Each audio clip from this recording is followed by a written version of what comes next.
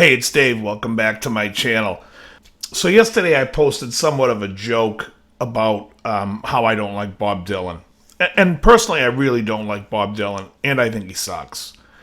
But, obviously when I make a video like that, it's just for, I just thought it would be funny. But the reality is here's a guy that's got probably close to 400, if not more than 400 songs. And maybe 3 of them I could say, yeah, okay. Now, maybe the songs just don't hit my sensibility. I mean, obviously his early stuff was like there's a lot of protest songs and stuff like that. He was very political, and I don't share his politics, and I don't care. And in fact, when I hear bands that do political stuff, usually I turn it off because I don't care. I'm not there to listen to music to hear you tell me about your point of view. Whether it be right or left, I don't care. It's just, when music is a thing for me that when you want to get taken somewhere and you want to be transported to something. And, now it's one thing like when Iron Maiden will do like a song about a historical event or anything like that. But for the most part, I don't really care to hear about some hippies' politics. I just don't care. Your revolution is over, Mr. Lebowski. Condolences. The bomb's lost. My advice to you is to do what your parents did. Get a job, sir.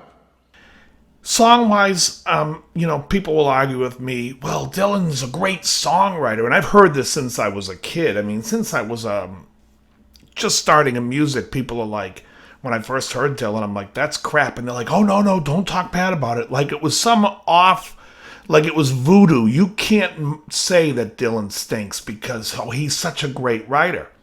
Well, as I got older, I realized I didn't care for his writing. And I still don't care for his writing. And when I got turned on to stuff like Bruce Springsteen, which I picked up later in my life, I want to say I was probably in my 20s when I finally heard a Bruce song and was like, oh. And same with Tom Waits, where I was kind of like, this is hitting me. This is saying something to me. And they were like, oh, Waits and Springsteen were the new Dylan. No, they weren't. They were much better than Dylan. You know what it reminds me of? It reminds me of when Chris Farley came out on SNL, and everyone was like, Farley's like the new Belushi. Belushi? The fucking guy blows Belushi away. This guy's hysterical. I never got the Belushi thing. I never thought it was funny. In fact, I used to tell people, oh yeah, I'm so old. I remember when SNL sucked because I think the first cast and so, I don't think it was that funny. It's not funny when Chevy Chase falls and says, I'm Gerald Ford. Oh, that's funny? Okay. Anyway, they came out, they were like, oh, well, Springsteen and Waits, they're the new. No, they're not. These guys write great songs. They have their own things to say. Springsteen is writing his own experiences. Tom Waits' stuff is much different. Yes, they are storytellers. Yes, they tell a story and they don't have the best voices. That's about the only similarity. Somebody commented on my page about the song Blowing in the Wind.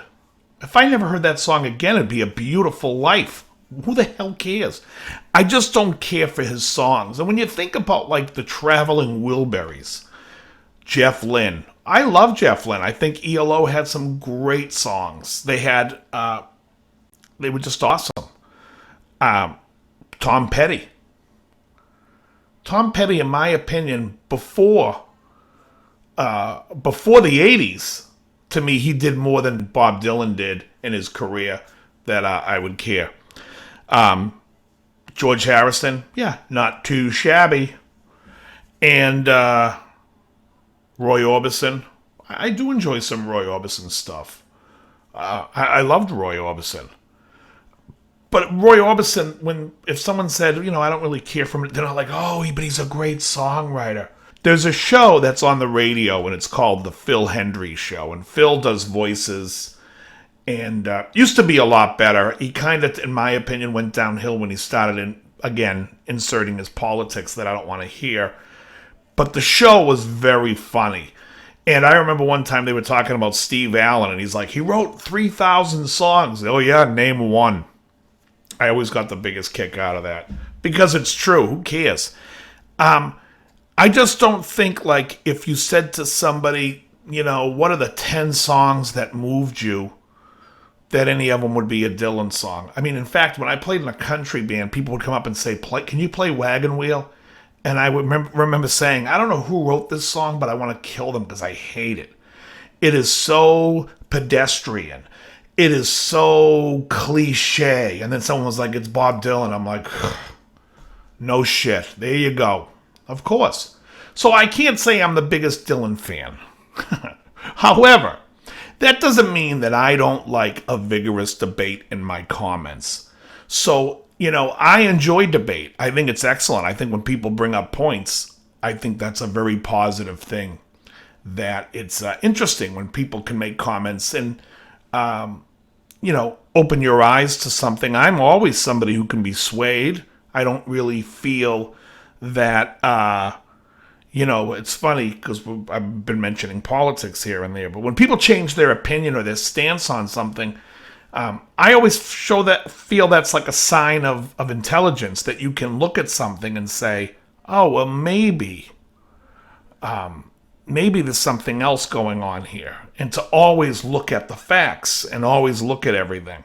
When soon as somebody tells me, a list of scientists say, yeah, that's the argument that I'm not going to listen to, because to me, that's not a scientific argument. That's just like, I have all these people saying it, so therefore it must be true. Yeah. So anyways, I grew up a Led Zeppelin fan, big in Van Halen. But as far as like the songwriter guys and the singer-songwriter guys, I never really cared for Harry Chapin. I always just found his stuff ultra depressing. Jim Croce I enjoyed. I always loved James Taylor. I mean, I can't say that if he was playing in my backyard I'd go. I may pop my head out the window and say, I like that tune. But I'm not rushing out to go to a show like other people in Massachusetts who are James Taylor crazy.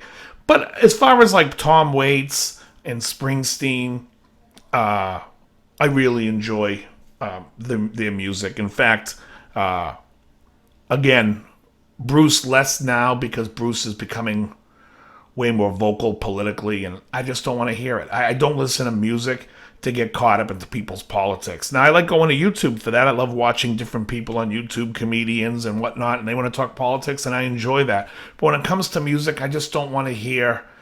I'll tell you when I don't mind it. I don't mind it when it's Midnight Oil bitching about the Australian government, because I could care less. So, you want to have this stance for the Aborigine and whatnot. Great, okay, but the songs are cool, and I don't really care. So, I have no skin in the game, if you will. But anyways, I just wanted to rant today because I thought it was a funny video, and then somebody was like, oh, that's real bold. And I thought about it, and I was like, that's really funny that you say that, because when I was a kid, everyone was like, oh, no, you got to respect Dylan. And I just never got it. I saw him live, I will say this. A buddy of mine used to sell motorcycles, and he calls me up, and he's like, I just sold a motorcycle to Bob Dylan's manager, and we're going to go to the show. And I was like, I don't want to go see Dylan. I really don't. He's like, dude, there's going to be a full buffet of food there. And I'm like, well, maybe I could stay for a little while and see the show. No lie. We ended up going, I think it was in Long Beach at some college. We end up walking in. There's a huge, it looks like almost like a wedding backstage. All the tables are set up. There's a guy carving meats. And he's like, yeah, look, there's Bob and Jeff over there. And I'm like, oh, cool. I'm going to go over here and get some food. And so I sat down and I ate. And I just don't care. I'm not trying to be an asshole about it, because I'm not. I mean, and then, and then I went to the show. I actually watched the show. And he could have been singing to me in Japanese. I would have no idea what was going on. To me, it was an awful experience as far as musically. Wasn't anything I enjoyed.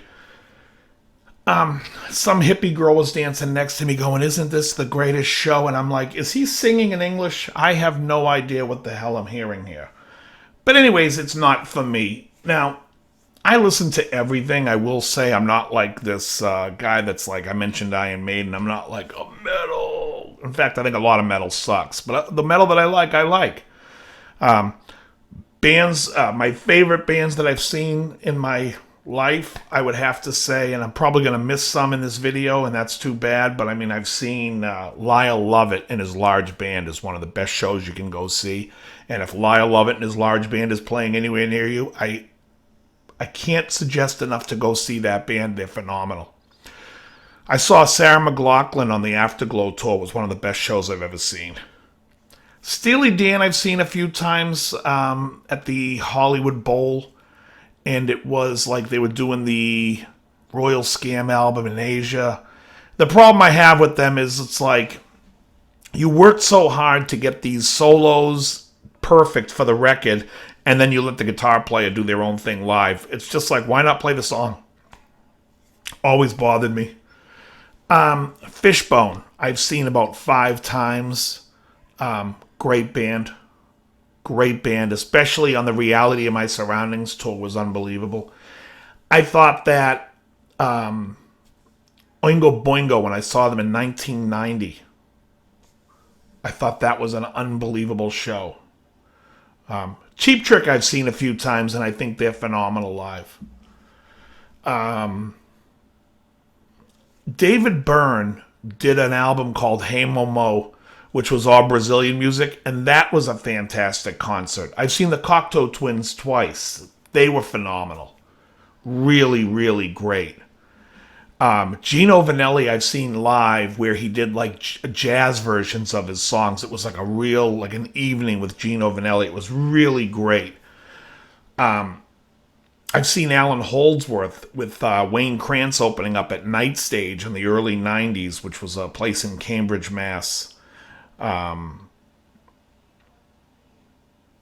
I've seen Ambrosia play in Redondo Beach.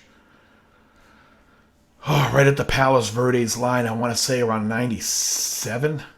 They were great. So I've seen so many bands, and of course I've seen like a ton of metal shows. I've seen Iron Maiden a bunch. I've seen Ghost.